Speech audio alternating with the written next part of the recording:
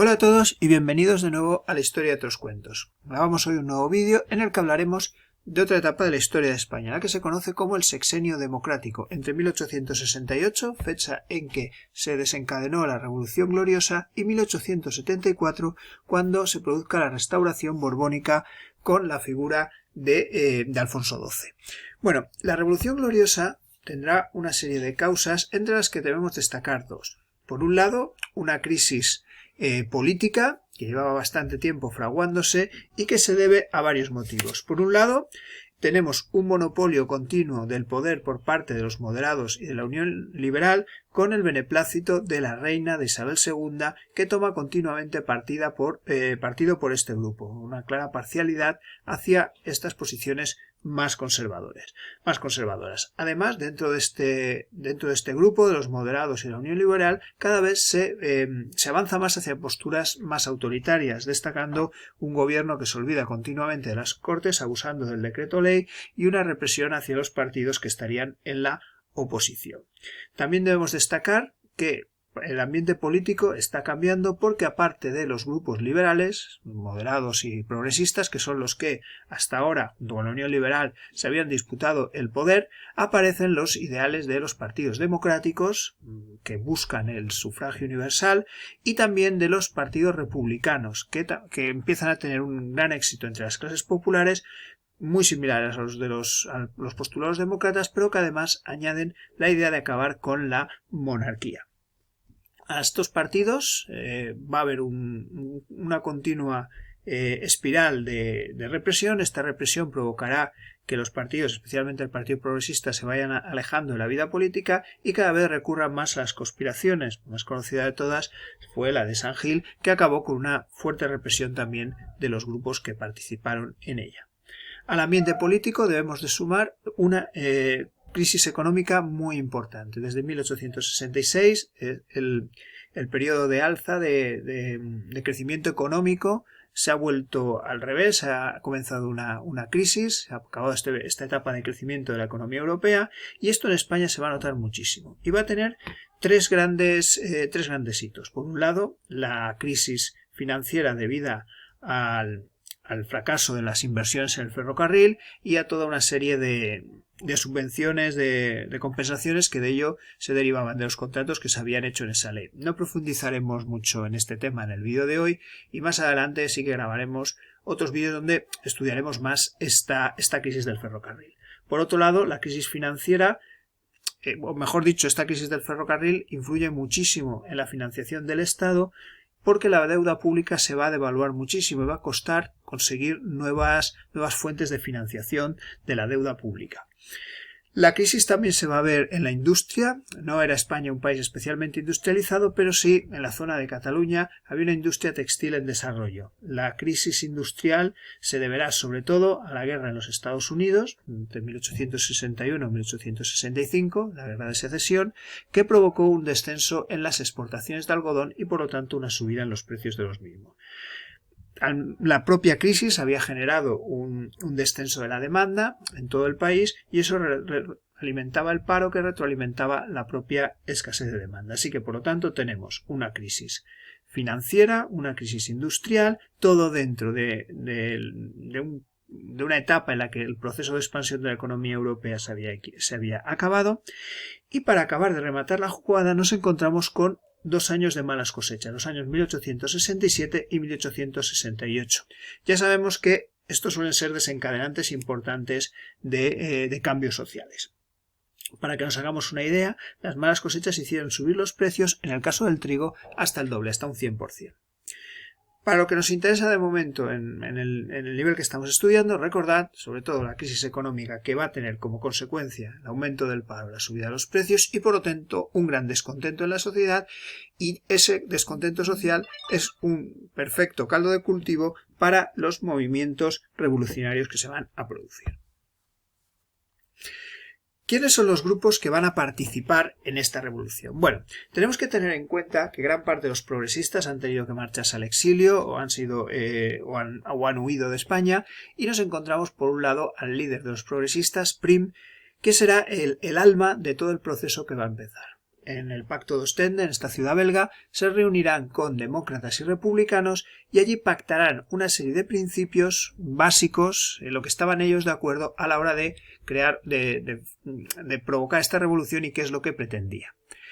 La idea básica es acabar con el poder de Isabel II. En eso estaban todos de acuerdo. Por otro lado, una vez acabado el poder de Isabel II, se instauraría un gobierno provisional dirigido por Prim y se convocarían unas elecciones con sufragio universal masculino. De este sufragio universal masculino saldrían unas cortes constituyentes que plantearían la nueva constitución. Se dejan aparte los elementos que pudieran ser más polémicos, si esta constitución va a ser monárquica, va a ser republicana, qué papel va a jugar, por ejemplo, la Iglesia, si va a haber un estado confesional, si va a ser un estado laico, si va a haber todos estos temas que podían generar ciertos roces entre los demócratas y republicanos por un lado y los progresistas liberales por otro, se aparcan de momento con la idea de centrarse en aquello que les une, que básicamente es eliminar del poder a Isabel II y a los moderados. La adhesión de Unión Liberal será muy importante a este pacto. Su líder Serrano también se unirá al Pacto de Ostende y esto hacía que gran parte de la sociedad conservadora o sociedad liberal pudiera ver que si Serrano, si la Unión Liberal se adhería al Pacto de Ostende, pues esta revolución tampoco sería excesivamente radical y podría ser apoyada desde amplios sectores del ejército, es decir, tanto los progresistas, dentro del ejército, tanto los progresistas de Prim como los más moderados que podían unirse a Serrano apoyarán este pacto. Al mismo tiempo, demócratas y republicanos aseguraban el apoyo de clases populares. En las ciudades sobre todo. Muy bien.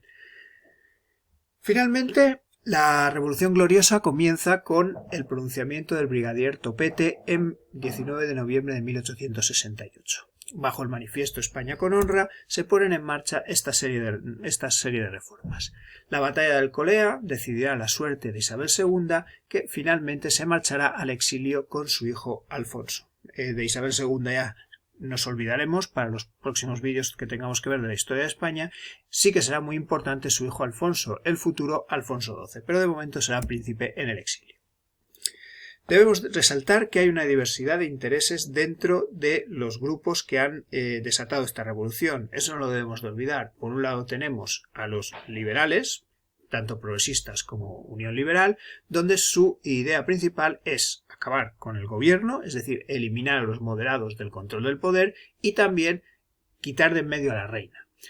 No piensan en una enorme revolución, no piensan en pervertir, por ejemplo, el sistema de propiedad privada, ni siquiera piensan en una república. Se trata de acabar con el monopolio que los moderados habían tenido del poder. Por otro lado, los demócratas y los republicanos tienen en mente unas reformas muchísimo mayores. Quieren un sufragio universal masculino y dos de las grandes protestas de las clases populares españolas durante el siglo XIX y principios del XX, la supresión de las quintas y la abolición de los consumos. Ya lo hemos visto en algún vídeo anterior, las quintas son los sorteos que se realizaban para los soldados que tenían que ir a la guerra, y los consumos, eran un impuesto a productos de primera necesidad, un impuesto indirecto tipo el IVA, ¿vale?